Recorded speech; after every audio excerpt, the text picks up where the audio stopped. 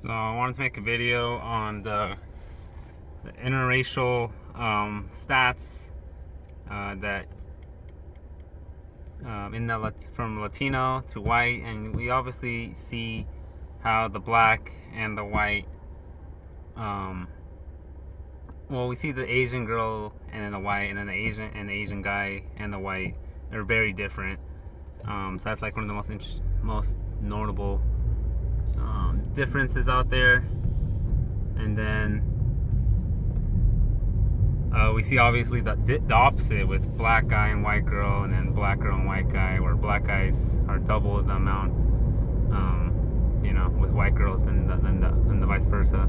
But it seems fair that with Latino and white, the thing is Latino mostly brown, but a lot of it's mixed. But another deal. But for the most part, it looks fair, right? It looks fair, and so it seems like it's kind of fair on both ends. Here's a brutal black pill that's it's the untalked about thing. The reason that is because a lot of the Latinos that obviously, yes, there's still a lot of Latino guys that date marry white girls. It's still obviously it's been going on since back in the day. But the reason that is because the Latinos that you see in those stats that marry date white girls are the castizo looking Latinos. They're the Ricky Martin looking Latinos that they're white, but they put Latino, not just for like college scholarship purposes, but just they've always considered themselves Latino, even though they're technically white, but they'll fill in Latino or whatever in the census or whatever. So they've always identified as that, but they were always a whiter kind of Latino, which are actually really decently good-looking people. And not always, but they'll be Spanish-looking or Spanish-seeming from Spain.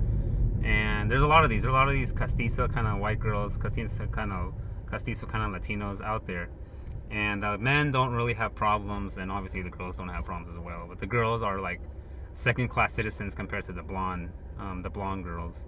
But the guys are kind of on the upper end, first place, tied with the WASPs, the castizo-looking Latinos, because I don't think blonde men are considered that great in America compared to how the girls are. So it's the brunette men or what. So anyways, so that's pretty much what's going on. It's the castizo, Spanish-looking, Ricky Martin-looking Latinos dating white girls, and they're always 5'10" minimum, 5'9", 5'10", not even 5'9", like 5'10", 5'11", and all that. So that's what's bumping up the stats for the Latino male white female pairing.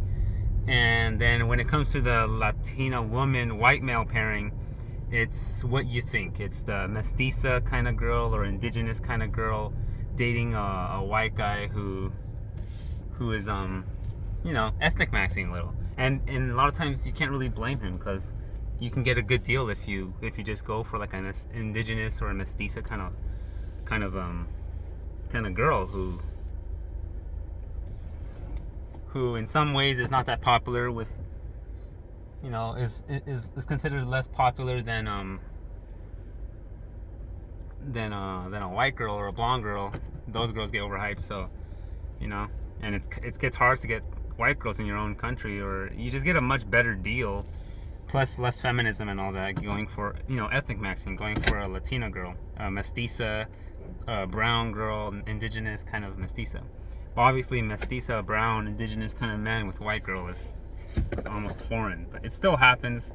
But the guy's usually kind of Chad Rodriguez light, and he's better. A lot of times he gets a better deal just going for Latino women, but he might overhype white women and just accept like a low tier Becky and all that stuff. But that's the main reason why they seem fair, but it's really not a fair thing. But it's good for the stats, I guess, if it helps boost your esteem. But the real stats are brutal. Like if you compared mestizo brown men with white girls and mestizo brown women with white men, like it would just be like the Asian stat, or worse, or just like the Asian stat, to be honest. But it's the castizo men that are helping the numbers go up for Latino male, white male, female. But anyways, But I do think obviously um, it's getting better, but still that's pretty much the state today. Yeah.